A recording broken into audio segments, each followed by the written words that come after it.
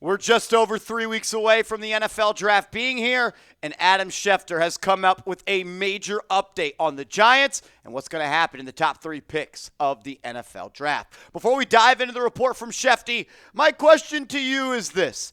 If you could pick one of these 3 players with the number 3 overall selection, who would it be? Type the initials of the guy you want to see be a New York Giant.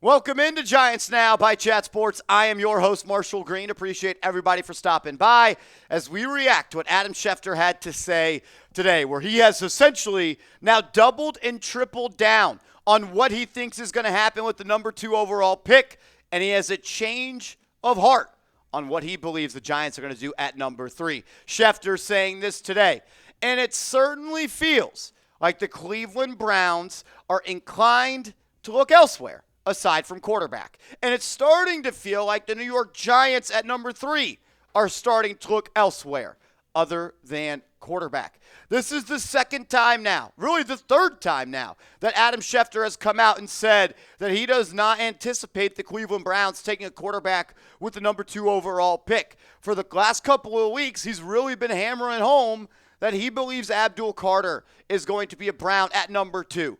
But the quote I want to go to the most is Adam Schefter saying he no longer thinks, or it's starting to feel like the New York Giants are looking elsewhere outside of the quarterback position with the number 3 overall pick. And this is the first time that Schefter has hinted at even the idea of the Giants passing on Shedeur Sanders. We did a video last week, or I guess it was about a week and a half ago, the day that Russell Wilson signed, where Adam Schefter said he does not think the Giants signing Jameis would take them out of drafting a quarterback. And also saying he thinks that they could also go out and sign Russell Wilson and they could still draft a quarterback. And he mentioned the name we keep hearing is Shedeur Sanders. Well, if Shedeur Sanders is going to be a New York Giant, my question is now, what jersey number is he going to wear? Because Russell Wilson is now wearing number 3. And Deonte Banks has shifted from number 3 to number 2, and number 2 is Shedeur Sanders' number. Number 2 is Shedeur Sanders' brand. 2 legendary. Maybe I'm looking into the weeds on this one, but maybe the Giants are showing their cards that Shedeur Sanders may not be a New York Giant. I want to go back to this quote from Adam Schefter last week on the Giants and Shedeur Sanders, saying more specifically, Shedeur Sanders with the number 3 pick in the NFL draft. The Giants are keeping all their options open, but Shedeur's name continues to keep coming up for a reason. It's going to be fascinating to see how this plays out. So Schefter today says the New York Giants are looking elsewhere outside of the quarterback position. Last week he says Shedeur Sanders is his name we keep on hearing. What let's connect the dots here. This tells me Adam Schefter has heard something new. This tells me that Schefty has been told by somebody that he really believes in, that has a real connection to the Giants, has told him that they're not going to take Shedeur Sanders, number 3. And remember Mike Florio, the report we told you guys about earlier this week? The same guy that told him that the Giants were still in on Russell Wilson going into the weekend prior to signing him has now told him, that same source, the Giants are not taking Shedeur. And now Adam Schefter pretty much says the Giants are looking elsewhere. Look, it's April 2nd. We are officially in draft month. We are officially also in smokescreen season.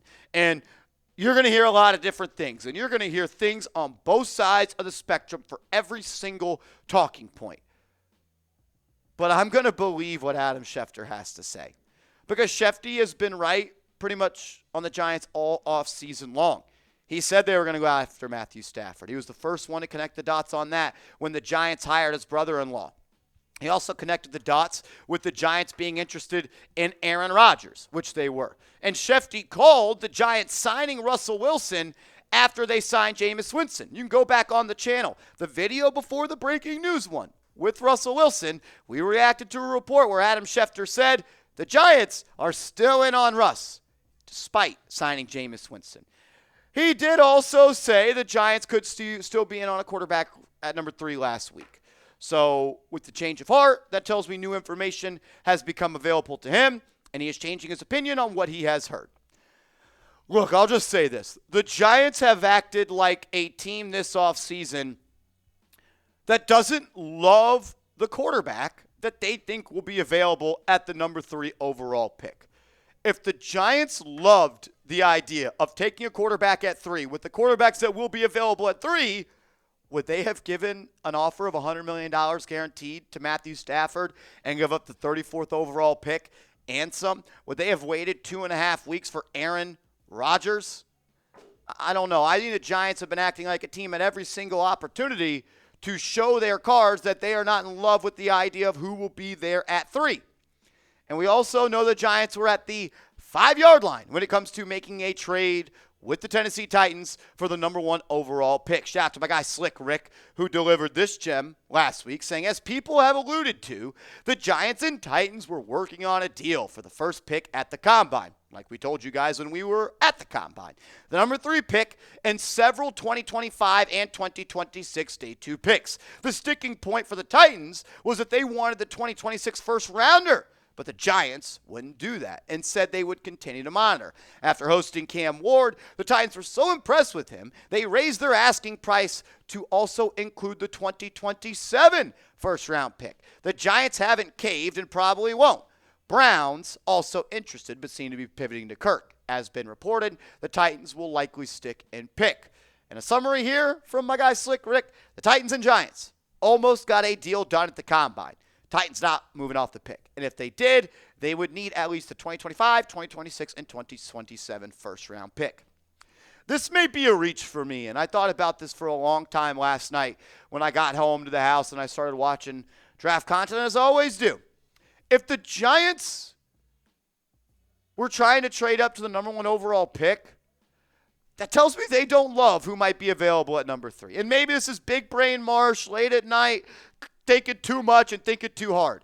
But if the Giants loved the idea of taking Shedeur Sanders, why would they be willing to offer a haul to the Tennessee Titans to move up number 1? If you're willing to do pretty much whatever it takes to get to number 1 at the NFL Combine, that tells me you don't like who's available at number 3.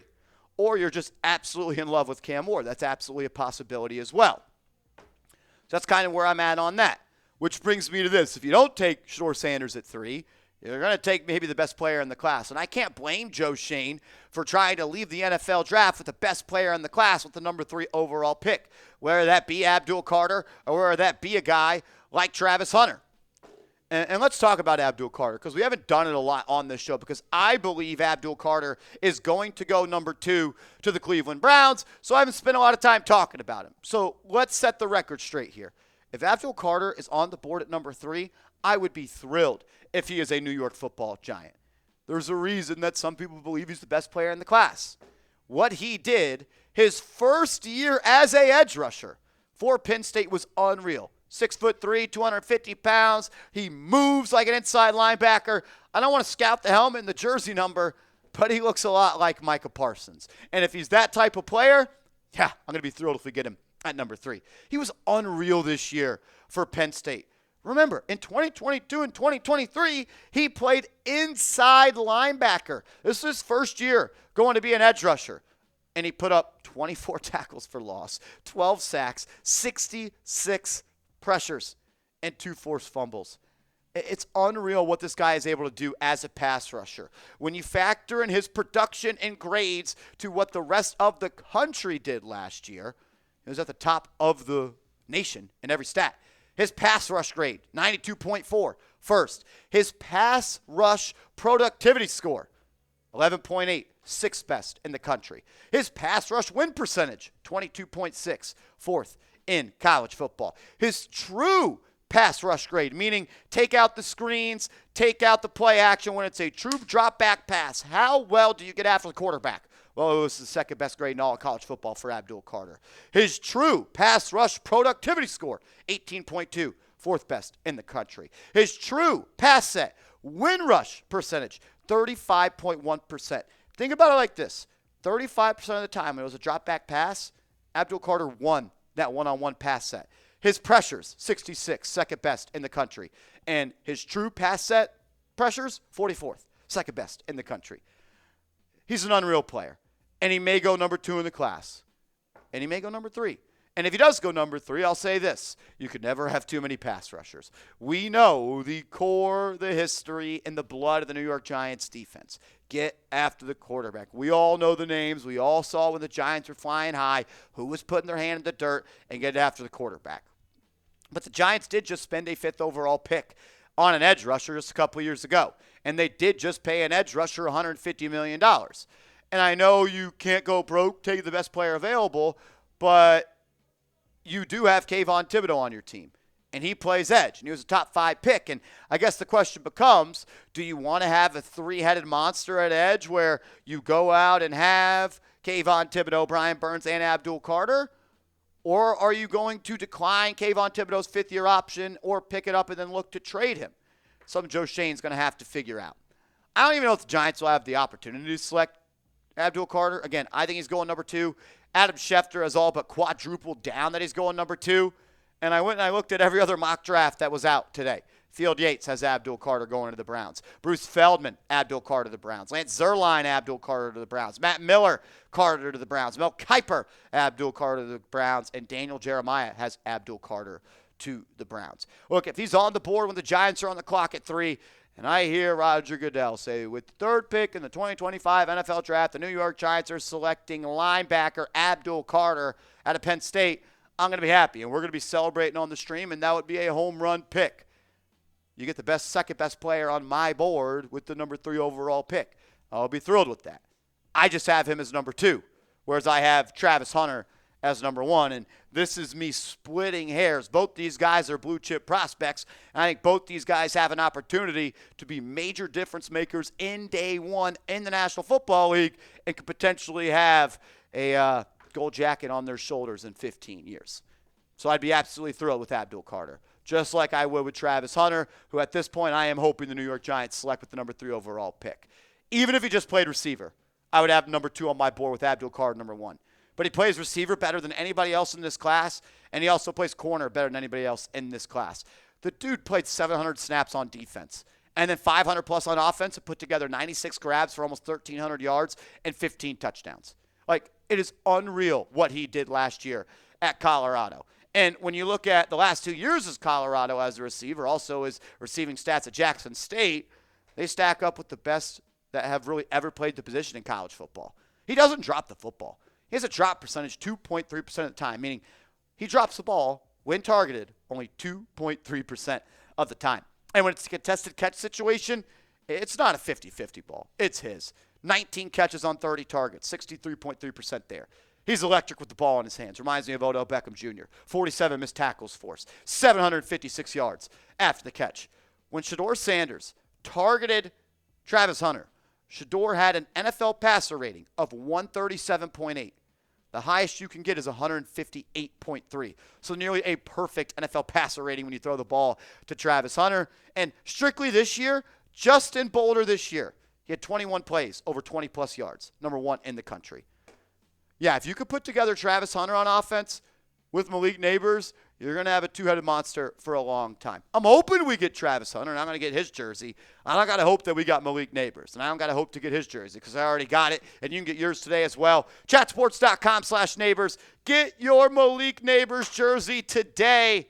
He's going to be a top 5 receiver this time next year, and he might be number 3 behind the 2 LSU boys. Chatsports.com/neighbors. Chatsports.com/neighbors. On defense, he's gotten better every single year, and he has the athletic ability, the profile, and the instincts and ball skills and all that to be an elite corner in the NFL. And he was an elite corner in 2024. I thought he was really good in 2023, but I thought he also got way better. The comfortability, being able to read and react, being stickier in coverage, and just overall being a better player. He was that in 2024. He doubled his pass breakups, had another interception, and he showed that he can be a lockdown corner in college football. You look at his Pro Football Focus draft profile, and the numbers that you see on your screen are like actually kind of crazy right now. Think about some of these numbers, all right? Quarterbacks, when targeting a receiver that was covered by Travis Hunter, had a passer rating of 39.9. Again, that's on a scale of 158.3, which is a major improvement from the prior year, which was 89.7. I thought he got way better. A coverage grade of 90 plus. Man coverage grade of 83. Zone coverage grade of 86.8. He was awesome. Awesome. Only gave up 23 grabs on 41 targets for 222 yards and just 1 touchdown all year long after giving up 5 touchdowns in 2023. So we see progression and we see growth there. 776 snaps and playing offense is actually insane. And if the Giants do target him, I want the Giants to get back to playing press coverage. Even if they don't, I want to see them do that. Paulson Adebo's a press corner guy. Deonte Banks entering year 3 is a press corner guy. And Travis Hunter was the best press corner in college football last year. He allowed just 10 catches on 23 targets and 0 touchdowns. And 3 INTs and 3 pass breakups. A passer rating allowed of 11.2. You have a better passer rating if you just spike the ball every single time. And he had a coverage grade of 89.6. He's an unreal prospect. It's one of the best I've ever scouted now that I am in draft number 5 for the New York Football Giants. It would be a disservice if you're going to pick Travis, though, to not play him both ways. And there's been rumors out there that the Giants view him as a corner. We broke down the report earlier today from Ryan Novozinski of NJ.com that he spoke to a team source at the NFL Combine who gushed about his offense. And I think the Giants would play him both ways. And you should, because he's the best corner in this class, and he's the best wide receiver. Look, if it's Carter, if it's Hunter, it's a home run pick. You're getting a top 2 player with the number 3 overall pick. And that is always something that should be celebrated. The Giants need more blue chip prospects. Carter and Hunter, they are blue chippers. Make sure you are following me on social media. I'm on Twitter. I'm on IG, @MarshallGreen_. Hit me up, and let's go G-Men.